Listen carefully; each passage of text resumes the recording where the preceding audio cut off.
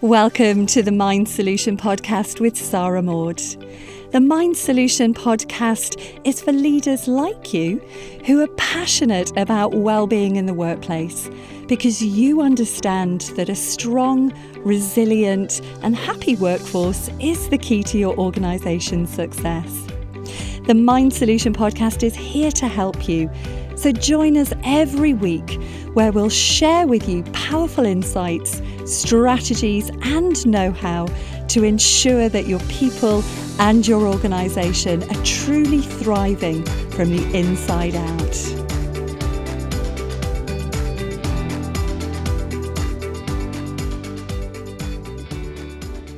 Welcome to episode 2 of the Mind Solution podcast.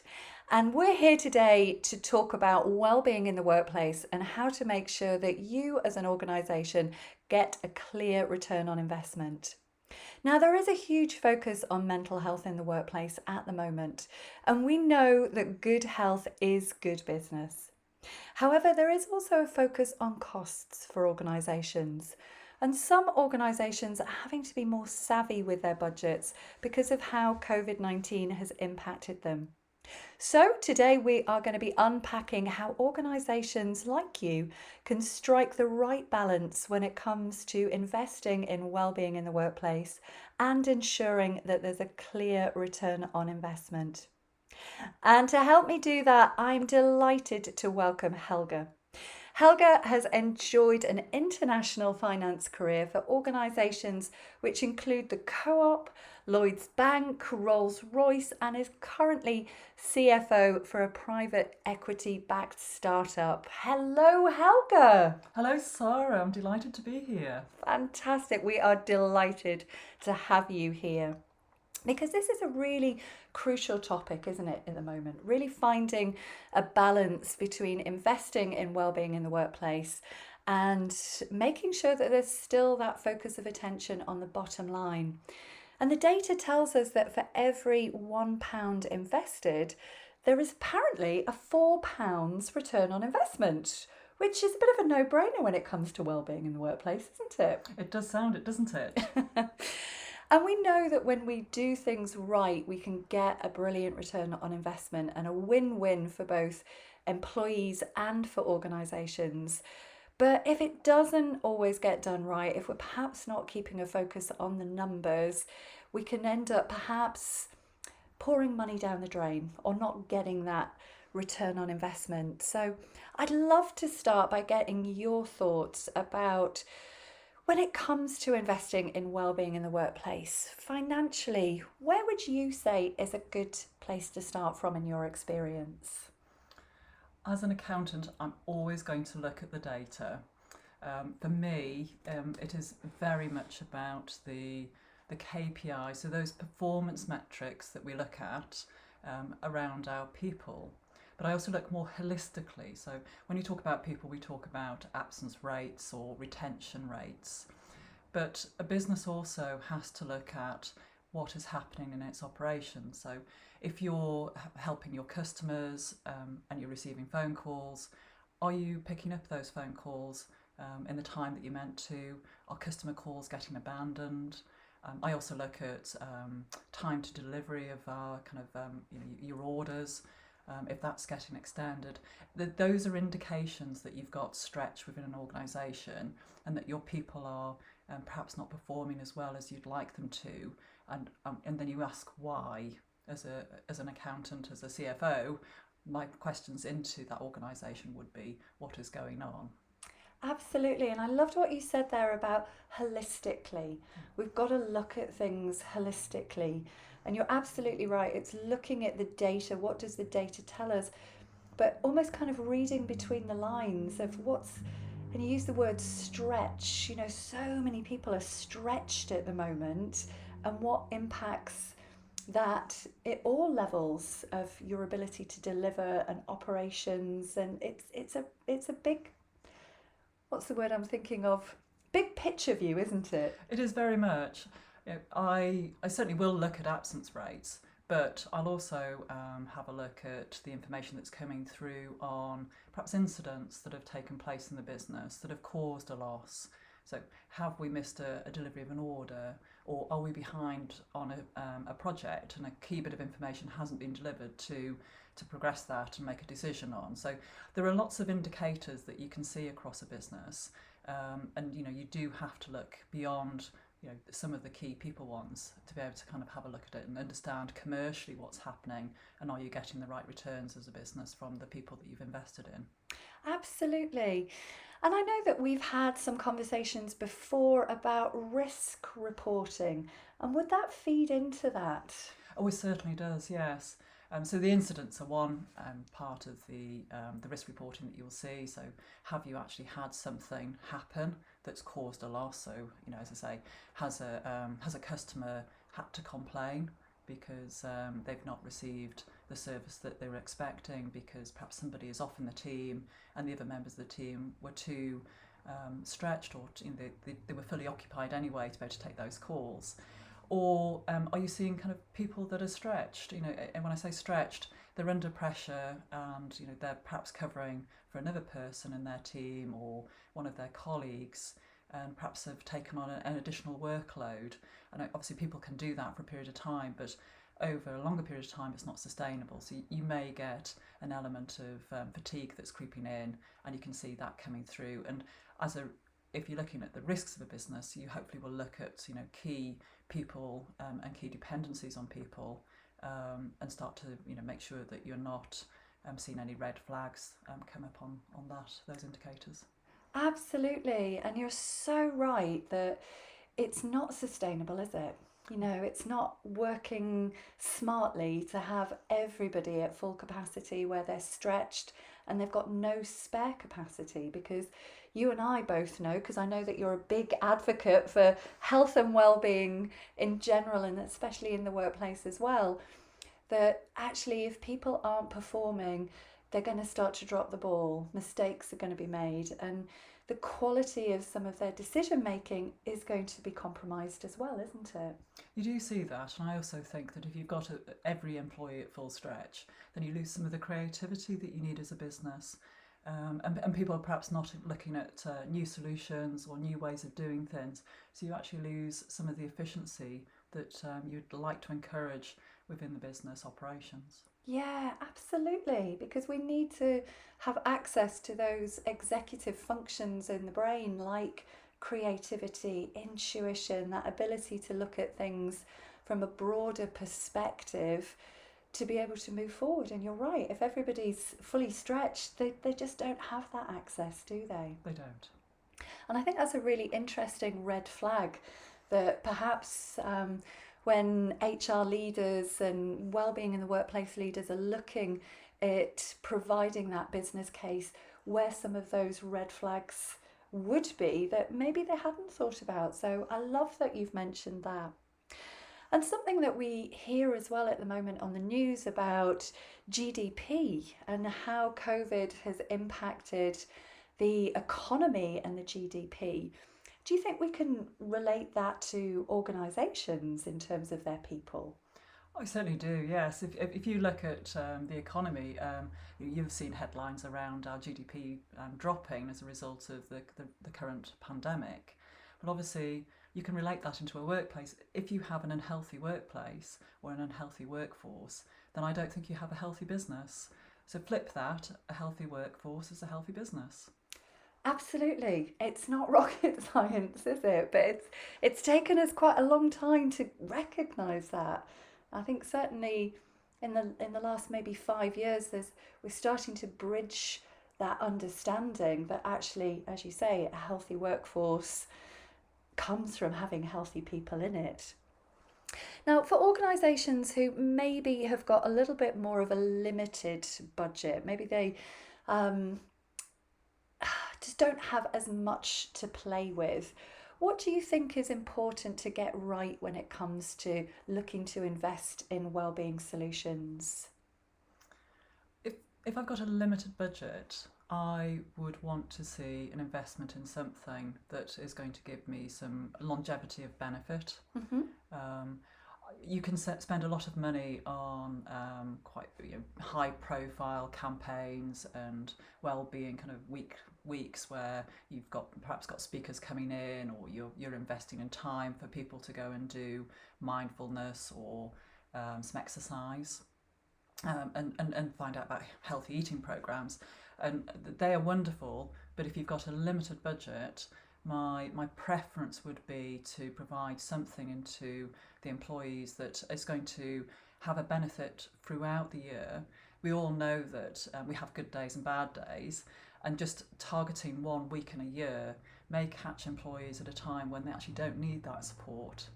So my preference has always been to have a look at either like an employee assistance program or something like a Wellbeing portal where employees can access that at their discretion as and when they need it. Absolutely. And I think you've hit the nail on the head, the longevity, because a lot of organisations do run these wonderful well-being weeks, but we also know in terms of our ability to retain information that you can listen to something, maybe a keynote speaker or a specific webinar, and think, oh yeah, that's really good and that's really interesting.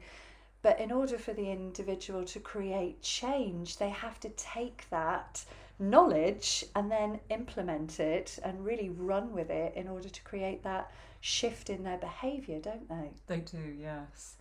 Bringing it back to finances. So we've got organisations that, as we say, have maybe got smaller budgets to play with. They're having to be a bit more cost sensitive because perhaps there's things that they're having to spend money on that they wouldn't have forecasted pre-COVID. So again, what would you say that an organisation really needs to get right when it comes to the finances before they start spending money on wellbeing solutions? Well, sorry, you're absolutely right. Budgets that were put in place pre-COVID are being looked at very closely at the minute. There's a lot of cost consciousness taking place, but also I think there's a realisation that perhaps where money was being spent previously is not necessarily where it needs to be spent now. Mm-hmm. So when I'm kind of asked for some money to spend, and we don't just allow you to spend to your budget, and never assume that a budget is something that you can just spend. I know. I know you CFOs, you keep your purse strings closed very tightly. We do, yes. What I'd be looking to somebody who's bringing, like my HR business partner or HR director, I'd be looking to them to bring me some kind of analysis that would say, look, this is where we are now, this is what's happening, and this is what it is costing us as a business. And that can be through absence rates, or we've lost some key people and unfortunately had to recruit new people and had to pay recruiter fees, or we're seeing operational incidents or underperformance, so we're receiving higher complaints, or we've had a delay in responding to a customer query, or we've a delay in orders, or we've had calls abandoned. All of those will cost a business money, and I'd expect those to be given to me, and then I'd expect them to be given a business case that says, if we spend this money, these are the output that I'd expect, or the benefits I'd expect to see, and for a cost to be put against that.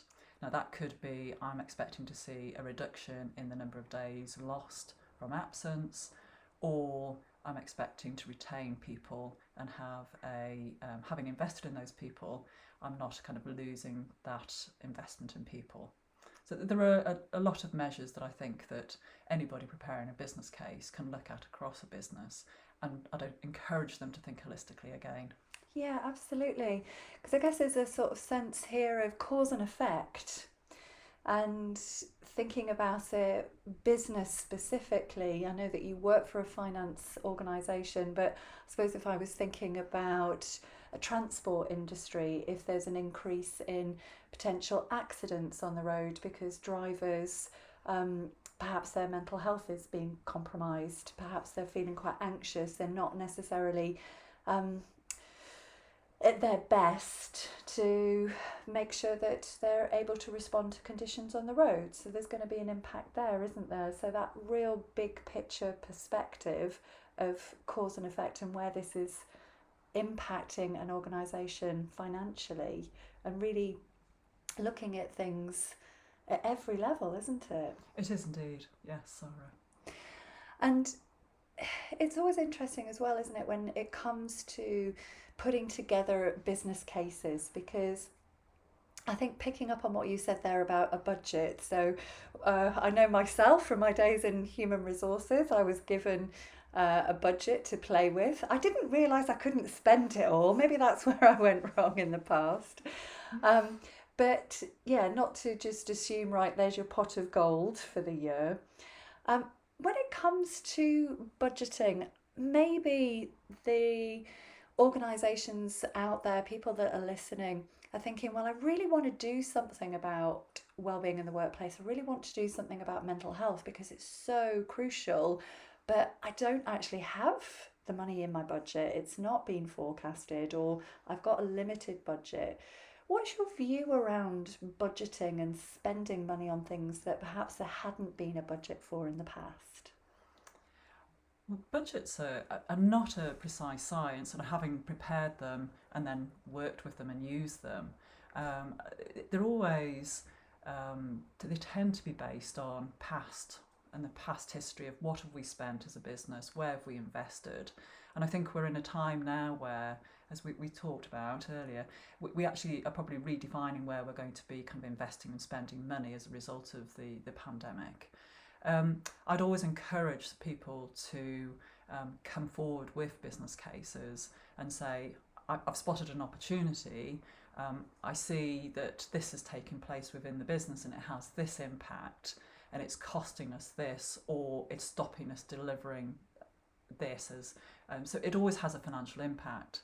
And I then encourage them to do a kind of put forward a business case and show that the investment is going to deliver some benefits, but most importantly tie that back into some key data from the business. So in the business that I work with, that could be around the customer service, and as I say, you've got phone calls coming into a contact centre.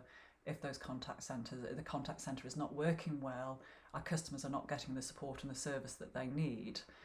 Those are important bits of data for me. And if somebody could demonstrate that actually investing in the well-being would mean that we got a better outcome for our customers, then that should actually either reduce costs or you have customers who are happier. Those are the things I would look to as a CFO. No, I think that's absolutely brilliant advice. And I think it's really pivotal what you were saying, that actually budgeting is usually done based on the past. And we're in a situation we don't have a reference point because we've never been in this situation. So organisations are having to plan for so much uncertainty because we don't know where we're going to be. But sometimes we don't even know where we're going to be next month, let alone next year, as things keep changing, don't they? What I am curious to get your perspective on is mental health in the workplace isn't a new concept. I mean, it's certainly not where it needs to be, but there's a growing focus on it, and a lot of organisations have got something in place. And you mentioned EAP schemes, and I wonder what your view is about revisiting whether something's actually working for the business and whether it's financially viable. So I'll give you an example. One organisation that I worked for when I was still working in human resources, we had an EAP scheme, and yet the contact centre of the business, their average number of sick days were 10 days per employee. And we were spending £400,000 a year on, I know, listeners cannot see Helga's face, her jaws just hit the ground. Absolutely, that was my response. We're spending £400,000 a year on sickness absence, and that was just the contact centre, that wasn't the whole business. And at the time, I was sort of starting to get into the field of health and well-being, and I thought, there's something that's not working here. We're spending all this money on an EAP scheme, but it's clearly not delivering what we need it to deliver. maybe we need to do something around prevention over cure. So what's your thoughts about, doing that sort of assessment of what's working and what's maybe not working financially in terms of what an organisation might have in place? I always come back to the data. And again, you can look at the amount of money that you're spending on a contract, and when those contracts are coming up for renewal, you very much should be having a look at what has happened over the period of that, maybe over the 12 months or the period of that contract. And if you decided that you'd spent the money a year or two ago, you were going to invest, you would have set some measures by which you'd measure success. And I'd always go back to, well, what was it that we wanted to get out of the money that we were spending, and have we seen what we expected to see? And I'll call it a back test, but did you get the outcome that you expected? And if you didn't, then I'd want to reevaluate where we were spending the money, and I'd want to know, well, what could we do different with the money that we've got to get the outcome that we wanted? Mm-hmm. So I'd encourage that. So we know that the health and wellbeing spectrum is huge, and for some of the listeners, they might be thinking, where do I actually start? They might be really inspired thinking, yeah, actually this is a real win-win for both individuals and for bottom line performance. And I know myself from the recent research that was done by The Economist and the future of work and digital wellbeing, which I was very delighted to be a contributor to. There was these kind of questions kicking around about, where does an organisation need to start? Does it need to start top down, looking at management mental health in the workplace? Does it need to start bottom up? What's your kind of thoughts? You're right, Sarah. It is a vast field, and as an organisation and somebody who's a decision maker, it can be quite tough to decide where you are going to invest the money for the most benefit. My experience is that you probably need to do a few things, a bit of everything. I certainly advocate providing training to the decision makers and managers of people, and making sure that they have the support to kind of identify signs of any wellbeing issues within their teams. But I'd also look to provide all employees with some assistance. Otherwise, if you just provide it into the management and the decision makers, it's very targeted and you may miss people. Mm-hmm. Not everybody is going to show signs of kind of some well-being issues. Yeah. People do hide those, and sometimes they just, you have seen it, unfortunately, that people just break. So I'd encourage companies to think about spending money on all their employees, and you can decide how much you want to spend and how deep your pockets are and how kind of full that support is. But certainly my experience is that by having every employee touched at some point during the year and having an ongoing programme of assistance, you will provide the best support and then get the best returns. And you'll see that coming through the data. That's certainly my experience. Yeah, and I think you're absolutely right when it's coming back to the data, because it's where is the organisation now, kind of where's the bleeding necks in terms of what do people need immediately to help them to reboot. People's spare capacity has been so, as you said earlier, stretched that you've got some people that are literally on their knees. So it's kind of what do we need to do for them right now, but then what does that wider program look like? Because you might have touch points, say for example, training around menopause in the workplace, prostate health. There's so many things that can be covered on that health and wellbeing spectrum, but we don't need to do it all right now. It's that consistent drip feed that touches all those parts of the wellbeing spectrum, isn't it? It is, Sarah. So I guess in summary, what we're saying, so as an HR person, as a somebody that's producing these business cases, that's going to the scary CFOs, it's a bit like Oliver Twist, please sir, can I have some more money? That it's all about coming back to what's the data telling you, but maybe not just looking at the HR statistical data, but the wider business. What are the red flags? What are the operational risks? What's the risk to the brand, to customer service, to their ability to deliver, and looking at the cost? Is that kind of what we're saying in a summary? It is, yes. I'd always encourage any business case to look at the big picture of a company and to describe the impact that not having good workplace health is having, and what the investment will deliver in terms of benefits to an organisation of having a healthy business. Absolutely, and I love that actually. What is the impact if we don't do anything? Because we often focus on the benefits of doing something, but actually what is the worst case scenario if we just continue without investing in this crucial area? Helga, thank you so much for joining us today. It's been an absolute joy. We will look forward to hearing some of your other top tips in future podcasts. Thank you everybody for listening. I hope that that's been of benefit for you.